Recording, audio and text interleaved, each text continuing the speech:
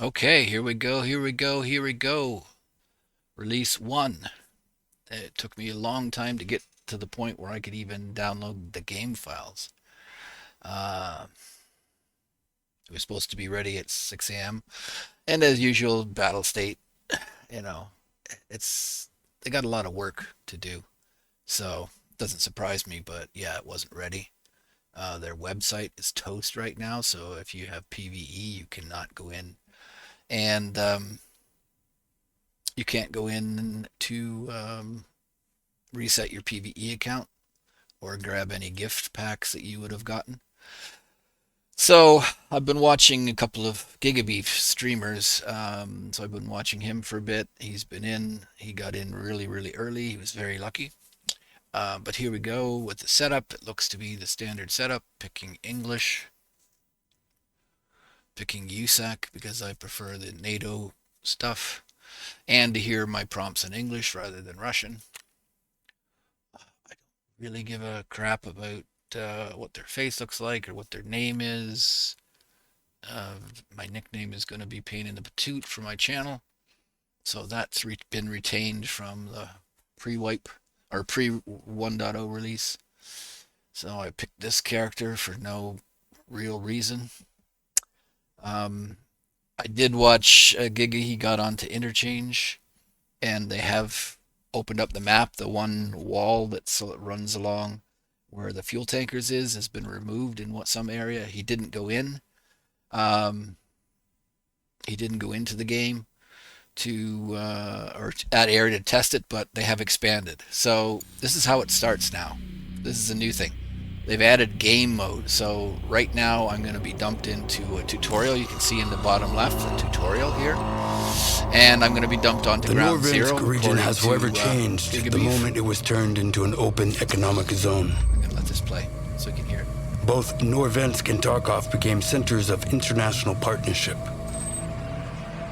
One of the most influential corporations on the global stage, Terra Group, has established its regional headquarters in Tarkov.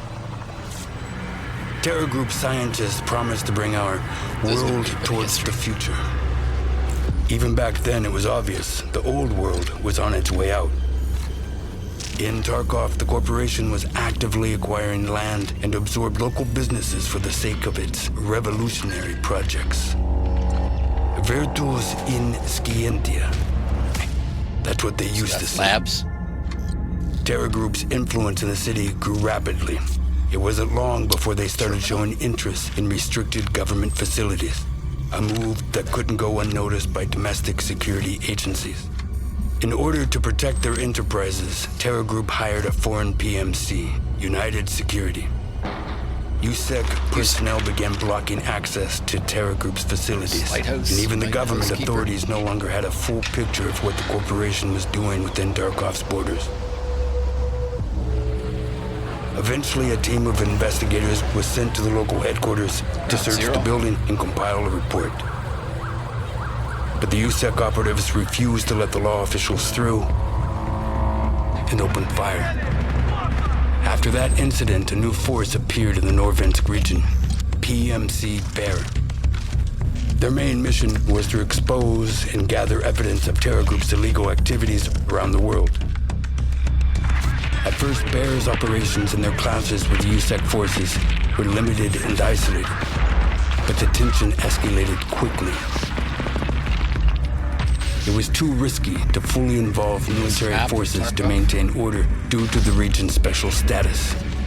The UN forces and Russian military blocked all routes in and out of the city, and the UNTAR mission began evacuating civilians.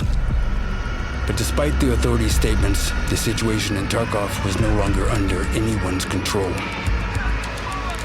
The conflict between Bear and USEC evolved into an all-out armed conflict. Marauders and bandits, soon nicknamed Scabs, only made things worse. For several years, both PMCs fought each other, each carrying out orders from their respective command. Before all this, Tarkov was featured in the world's top financial news. And now it shows up in the combat logs of the contract wars. But But it didn't end there. Terror Group's local headquarters became Bear's primary objective, withstanding multiple assault attempts. During one of those raids, something happened. An event that split Tarkov's history into the before and after.